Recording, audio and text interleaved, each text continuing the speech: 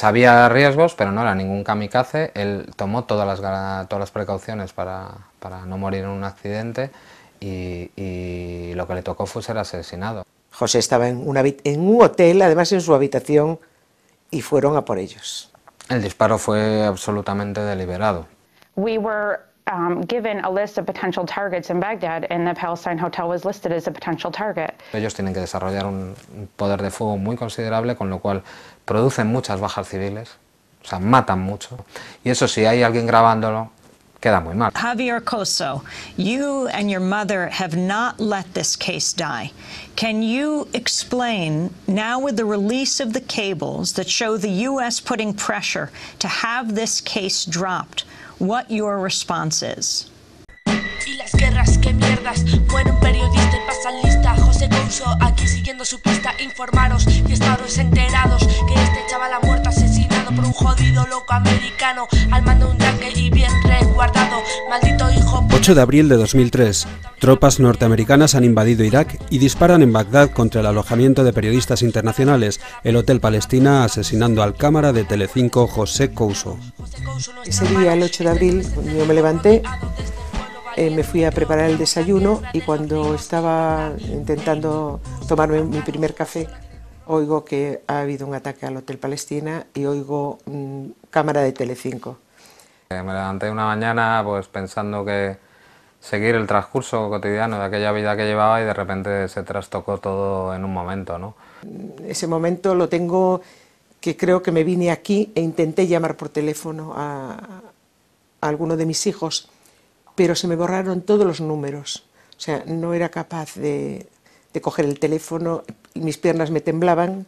Me llamó un compañero de cámara de televisión en una televisión madrileña y me dijo que habían atacado el Hotel Palestina y que decían que un cámara de Telecinco estaba herido. Habló Juan Pedro Valentín, llamó y dijo que no se temía por su vida, que se temía por su pierna. Y yo me quedé horrorizada pensando que José volvería de Bagdad sin una pierna, y yo decía, Dios mío, mi hijo ya no puede trabajar en lo que le gusta. Nos dimos prácticamente cuenta en el mismo instante, por las informaciones que llegaban de Bagdad, de que aquello había sido algo intencionado, no había sido un lance de guerra, ni un misil o un mortero que se desvía o un fuego cruzado, ¿no?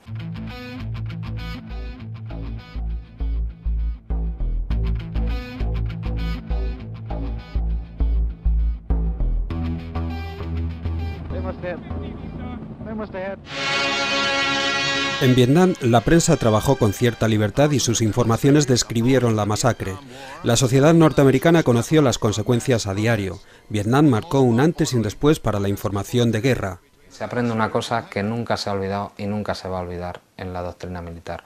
Que se puede perder una guerra si pierdes el control de la información. En la invasión de Irak de 1991 se puso en práctica lo aprendido en Vietnam. La prensa independiente fue obstaculizada. El ejército estadounidense administraba las imágenes que luego difundía la CNN. Las propias cámaras que llevan los misiles nos intentaron vender una guerra inteligente, los misiles eran inteligentes, siempre daban a los malos malísimos y teníamos un aspecto de videojuego, no había sangre. Claro, nos lo creímos. Él iba feliz porque yo creo que nunca se le pasó por la cabeza que le pudiese pasar una cosa así, que fueran a atacar a la prensa.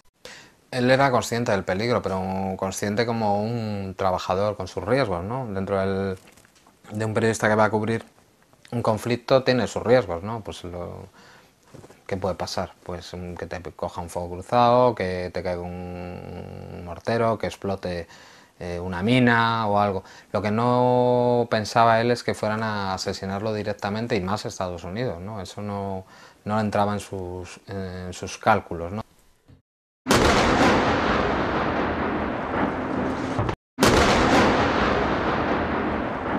Nosotros hablamos un día antes, 2 días antes de que lo mataran, y él era consciente de ese peligro, había grabado el día 7 combates en el aeropuerto. Algún miliciano y tal, con Antonio, el del periódico de Cataluña, tuvo un pequeño problema. Y habían decidido quedarse en el hotel, que era algo muy conocido por los estadounidenses, ellos lo tenían asumido desde que sus compañeros de CNN les dicen que el Pentágono lo conoce, y era el plató por el que veíamos, todo el mundo hacía sus crónicas desde el hall, desde la explanada del Hotel Palestina. Y yo le preguntaba, le noté la voz cansada, Le dije, José, ¿tienes miedo? ¿Estás asustado? Y dijo, no, mamá, no tengo miedo, lo que estoy es muy cansado. Tomó todas las precauciones para no morir en un accidente y lo que le tocó fue ser asesinado. Aquella mañana del 8 de abril, la tercera división de infantería acorazada del ejército de los Estados Unidos está tomando Bagdad. Bagdad está dividido por el río Tigris. Han tomado una de las partes de Bagdad y les queda la otra, ¿no? Ellos se posicionan muy de mañana encima de un puente que se llama el puente Al-Jumuriyya. Ahí se despliegan pues, varias unidades M1 Abrams, es la joya de la corona de la infantería acorazada del ejército de Estados Unidos, y detrás una serie de Bradleys, ¿no? Que son blindados más ligeros, ¿no? Esos carros estaban seguros.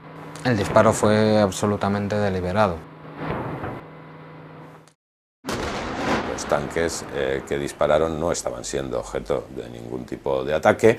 Por medio de peritos que han aportado sus conocimientos a mi familia y a la acusación sobre cómo se comportan peritos militares, y hablo exclusivamente de suboficiales y un oficial que sirven en carros de combate del ejército español, los Leopard, muy similares al M1 Abrams, y nos cuentan que si hay amenaza de armas contra carro, en primer lugar, un carro de combate jamás va a estar encima de un puente, que es la zona más expuesta, puede ser volado o se ve desde todos los lados. La visión del tanque era absolutamente una visión perfecta de quién estaba en el Hotel de Palestina, quiénes eran las personas a las que se estaba disparando. Se podía ver perfectamente además las cámaras de los periodistas, y también se podía ver que no se trataba de personas armadas, ni uniformadas, ni miembros de ningún tipo de milicia, ¿no? Todos los niveles tenían conocimiento real y práctico de que aquí se ubicaban los periodistas. O sea, científicamente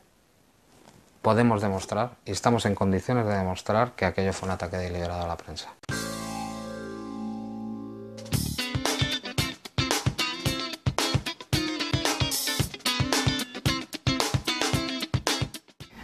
Thank you very much for joining us. Oh, well, thank you for having me. Adrian, can you talk about your work in military intelligence in the lead up to the invasion and after the invasion? Tell us what you were doing and where you were. I was stationed at Fort Gordon, Georgia. Not like anything I had done in military intelligence previously. And this new mission involved the intercept of satellite phone communications in Iraq and Afghanistan. And when were you listening to Iraq? We started listening to the entire region pretty much immediately. I think this was December of 2001. Over the course of my time, as we slowly began to identify phone numbers and who belonged to what, one thing that gave me grave concern was that as we identified phone numbers, we started to find more and more and more numbers that belonged not to any organizations affiliated with terrorism or with militaries of Iraq or Afghanistan or elsewhere, but with humanitarian aid organizations, non-governmental organizations, to include the International Red Cross, Red Crescent, Doctors Without Borders, a whole host of humanitarian aid organizations, and it also included journalists. Journalists where? One of the instances was the fact that we were listening to journalists who were staying in the Palestine Hotel. We were given a list of potential targets in Baghdad, and the Palestine Hotel was listed as a potential target. I went to my officer in charge and I told him that there are journalists staying at this hotel who think they're safe, and yet we have this hotel listed as a potential target. En los minutos previos a disparar al Hotel Palestino también se atacaron otras dos sedes de medios de comunicación que de forma independiente estaban informando, ¿no? Nos referimos a la televisión Al Jazeera y a la televisión del canal de Abu Dhabi. Atacan primero la sede de la televisión de Al Jazeera, asesinando al reportero Tarek Ayub, de nacionalidad jordana. Posteriormente, con la ametralladora coaxial, derriban la cámara de la televisión de Abu Dhabi. Y ahí afortunadamente solo hubo heridos, y un poco tiempo después, girando además el eje del carro de combate al otro lado del río, y a 1,5 kilómetros, 1,7 kilómetros, disparan contra el Hotel Palestina, directamente al piso 15, donde estaba el camarógrafo de Reuters, Taras Prosyuk, y mi hermano estaba en el 14. 3 señales en directo, a mi hermano le tocó en la pedrea porque estaba abajo, ¿no? Se atacó las 3 cámaras que estaban lanzando imágenes en directo. And somehow the dots are not being connected here, and shouldn't we make an effort to make sure that the right people know the situation? La tercera división de infantería acorazada del ejército estadounidense, el 8 de abril de 2003, en el espacio de 2 horas, decidió acabar con todas las señales de televisión en directo que esa mañana había en Bagdad. And unfortunately, my officer in charge, similarly to any time I raised concerns about things that we were collecting or intelligence that we were reporting, basically told me that it was not my job to analyze, it was my job to collect and pass on information, and that someone somewhere higher up the chain knew what they were doing. Aquellas imágenes del helicóptero, era un Apache creo, asesinando a 2 periodistas y a todos los civiles que se encontraban a su lado, porque cuando se comparaban con las versiones oficiales que habían dado Estados Unidos era lo mismo que el caso de mi hermano. Era exactamente lo mismo. Ellos habían dicho que había sido en medio de un combate y que tal, y cuando veías los militares estadounidenses pidiendo fuego y matando, o sea, con ganas de matar y sin comprobar si eran civiles o eran armados, ¿no? Eso nos dio un empuje moral muy importante para tratar de explicar lo que había pasado aquel 8 de abril. Estuvo en Kosovo y estuvo en los bombardeos de Bagdad, los anteriores, lo de los misiles. Pero yo ahí no tuve miedo. ¿Y sabes por qué? Porque estaba con los americanos. Estaba con la CNN. En cambio, en esta ocasión, era como si yo tuviese un malfario, no sé. Dan 2 mensajes. El primero a esa prensa que se atrevió a ir por libre, que recapacite un poco. En segundo lugar, acabar con las señales en directos. De hecho, no hay imágenes hasta la imagen que ellos quieren. Que la imagen que ellos quieren es para cerrar el círculo de la batalla de Bagdad, que es la caída de la estatua de Saddam Hussein. Pues es exactamente igual de importante como fue la imagen simbólica de la Segunda Guerra Mundial de la bandera de Iwo Jima, que se repitió varias veces, o la puesta de la bandera soviética en el Reichstag, en Berlín, cuando los soviéticos toman Berlín. Desde aquel 8 de abril de 2003, la lucha por la verdad de la familia Couso ha sido una carrera de obstáculos con frecuentes engaños, medias verdades y promesas incumplidas. Que vamos a seguir teniendo conversaciones con las autoridades de los Estados Unidos y que, en fin, que tampoco nos parece lo más oportuno pues organizar un debate público que no es muy propio de las relaciones diplomáticas. Se lavaron las manos. Si a mi hermano lo hubieran matado, por ejemplo, los iraquíes, hubiera sido un héroe. Y Aznar lo hubiera recibido a mi familia, vamos, nos hubiera subido a los altares prácticamente, ¿no? Pero como lo mataron los que no convenía... Todos son mentiras. Quedar bien, palabras de consuelo, pero que son todo falso.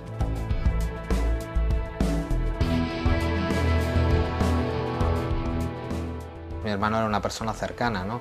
En una guerra muy impopular, que la población española no entendió, y una cosa es ver muertos árabes en el telediario mientras te comes la sopa, y otra cosa es visibilizar a alguien que es cercano a ti, que es tu igual, que puede ser tu hermano, que puede ser tú incluso. Ni siquiera ha habido un intento por parte de la autoridad norteamericana de guardar las formas con un argumento, manteniendo un argumento referido, pues, por ejemplo, a un error o a un accidente, ¿no? Han cambiado hasta en 4 ocasiones de versión y todas ellas, además, versiones construidas sobre la prepotencia de un ejército que es el ejército de la principal potencia militar del mundo y que sabe que puede alegar cualquier tipo de sandeces y barbaridades, por muy increíbles que sean, que van a quedar en la absoluta impunidad, ¿no? De todos los esfuerzos ciudadanos y de ese impacto mediático ha avanzado la carrera judicial, que es la que nos ha dado una trascendencia en el tiempo y una trascendencia histórica, ¿no?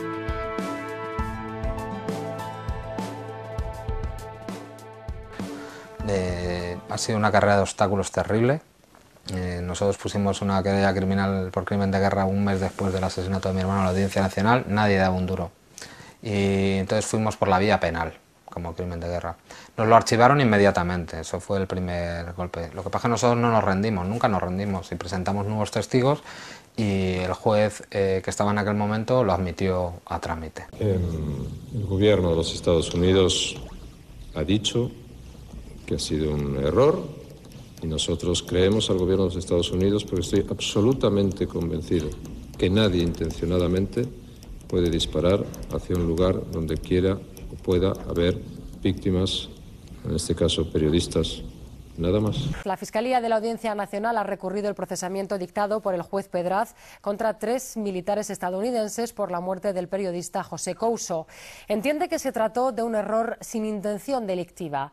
El fiscal general del Estado apoya el recurso, pero la familia de Couso considera indignante la posición de la Fiscalía. La Fiscalía alega que el fatídico disparo no fue indiscriminado ni excesivo. Aquí hay una intencionalidad política clara de que no se investiguen estos hechos, ¿no?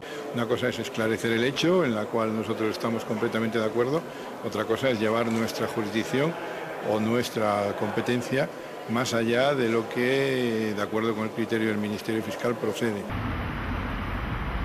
La gran mentira en la que se está convirtiendo el Poder Judicial al servicio de intereses mezquinos.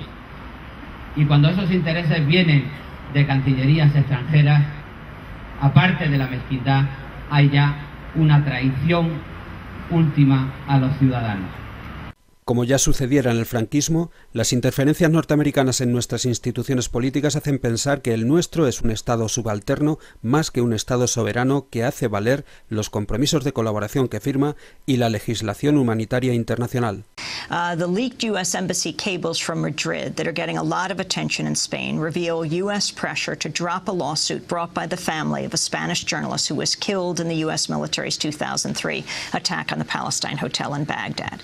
A cable from May 14, 2007, authored by Ambassador Eduardo Aguirre, reads, quote, "For our side, it will be important to continue to raise the Couso case in which 3 U.S. servicemen faced charges related to the 2003 death of a Spanish cameraman, Jose Couso, during the battle for Baghdad."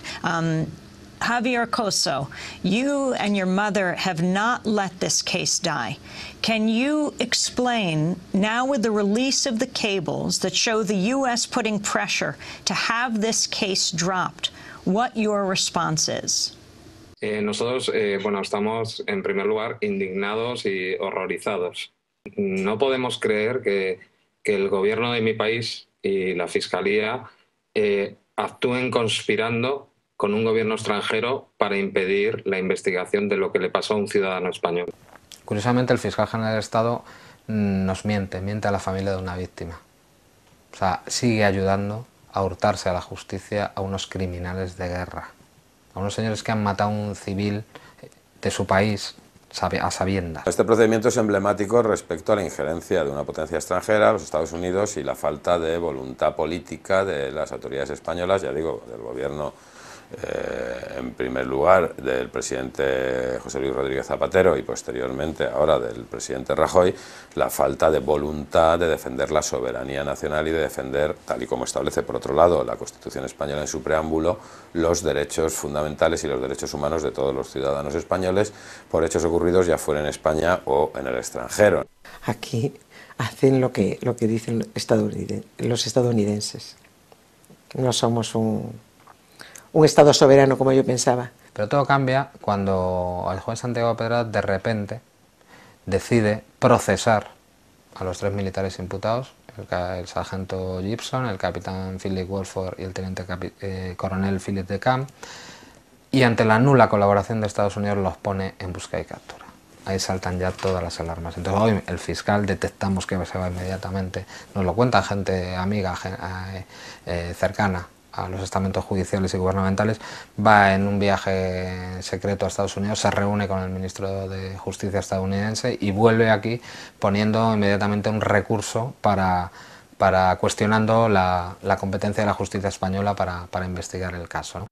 There was an arrest warrant issued for these 3 U.S. soldiers, is that right? And what happened to it, Javier? Es la primera vez en la historia de Interpol, desde que se fundó a principios del siglo XX, en que una orden es desobedecida, una orden que da un juez es desobedecida, y es el juez del caso de mi hermano. Continúa siendo la única causa abierta en el mundo contra 3 militares estadounidenses. Seguimos igual de fuertes que desde el primer día y no olvidamos la memoria de lo que ocurrió aquel fatídico 8 de abril del 2003 y se lo vamos a seguir recordando. Queremos una cosa que no se compra ni con el paso del tiempo ni con el dinero, que es justicia. Entonces, después de 9 años, la causa continúa abierta y seguimos aquí mostrándonos delante para decirles que no queremos su mundo ni su impunidad. José Couso para ellos es uno más, un muerto más. Un muerto más. El caso Couso está actualmente vivo en situación de procesamiento de los 3 principales responsables desde el mes de octubre del 2011, concretamente el sargento Thomas Gibson, el capitán Philip Warford y el teniente coronel Philippe de Camp, y también en octubre del 2011 el juez instructor, el juez Pedraz, imputó a 2 nuevos militares, un general y un coronel, responsables en el cuartel general de las fuerzas norteamericanas en el momento en el que se produjo el asesinato de José Couso, ¿no? Con lo cual son 3 procesados y 2 imputados más, es decir, ascendiendo en la cadena de mando, ¿no? El fiscal jefe de la Audiencia Nacional, el señor Zaragoza, o el propio fiscal general del Estado, o la vicepresidenta del gobierno en ese momento, o el ministro de Justicia, o el ministro de Asuntos Exteriores, o el encargado de Exteriores en presidencia de gobierno, el señor Bernardino León, todos ellos pasaran por la embajada a recibir instrucciones, todos ellos se comprometieran a cerrar el procedimiento, todos ellos ordenaran interponer, especialmente la Fiscalía, recursos. Los cables de la Embajada de Estados Unidos en España dejan al descubierto las miserias absolutas de estos gobernantes pertenecientes a un partido que se llama Socialista Obrero Español. Parte esencial de esos cables, lo que afecta a España, pues estaban dedicados precisamente a este procedimiento en la Audiencia Nacional, a la constante injerencia por parte de las autoridades norteamericanas para que se paralizara esta causa, y hemos podido comprobar cómo vergonzosamente la Fiscalía de la Audiencia Nacional se ha convertido de facto en los abogados defensores de la Embajada norteamericana en España y de las autoridades norteamericanas, ¿no? Y la moral de estos señores es de subalternos. El gobierno de los Estados Unidos ha dicho que ha sido un error grabado, visto por millones de personas, y a la gente le impactó muchísimo. Por eso el gobierno Aznar incluso nos tildó de no patriotas, o bueno, fuimos muy incómodos para él, porque él no tuvo altura de estadista en ningún momento. Yo había veces que decía, no tengo ganas de vivir, me quiero morir, pero ellos me decían, mamá, estamos aquí, nosotros te necesitamos. La lucha de los Couso continúa. Javier, mi hijo, ha sido el que ha llevado todo el peso de esta lucha. A mí me dijo, mamá, tenemos que transformar nuestro dolor en lucha. Eso no, porque si no, no vamos a poder seguir viviendo. Tenemos que luchar, tenemos que investigar, tenemos que saber la verdad, tenemos que pedir justicia. Y ahí hemos estado. Han sido unos años dificilísimos, ¿no? Los primeros 5 años sin parar, ¿no? Concentraciones semanales delante de la sede del Partido Popular para que condenara en vez de lamentar, mensuales delante de la Embajada de Estados Unidos, a veces las hemos hecho semanales, una movilización permanente y sobre todo al principio acompañados de mucha gente, ¿no? Nosotros teníamos la fuerza de la dignidad de seguir, y el ejemplo de las madres de Plaza de Mayo, que a veces eran 3 también, otras veces eran 40.000, pues eso hay que seguir, hay que seguir. Es muy duro estar 5 años permanentemente pensando, perder trabajos, perder dinero, y es muy duro. Entonces pasamos a hacer las concentraciones cada año, ¿no? Ya ante la embajada, que Estados Unidos la seguimos haciendo hasta el día de hoy, ¿no? Para que no se olvide, ¿no? Y nos hemos reunido aquí también para denunciar que haya gobiernos que por presiones de las cancillerías extranjeras abandonen a sus ciudadanos y perturben las investigaciones a las que tienen derecho, para que se haga justicia, se sepa la verdad y se repare a las víctimas. Él ha viajado por todo el mundo denunciando el crimen de su hermano. Javier acaba de viajar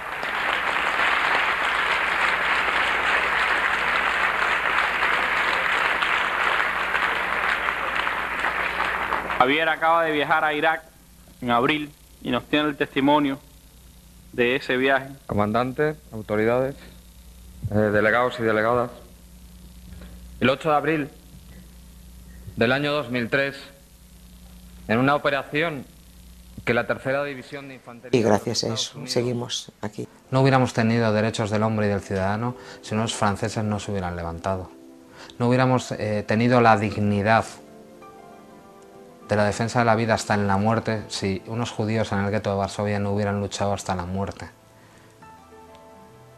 No hubiéramos acabado con el racismo si no hubiera habido una señora negra que se sentara en un asiento reservado para los blancos. Claro que no es perfecto, pero si quedamos en casa, si creemos que nada puede cambiar, evidentemente no solo nada cambiará, sino que perderemos lo conquistado por nuestros abuelos, por nuestras bisabuelas y por toda la gente que nos ha precedido.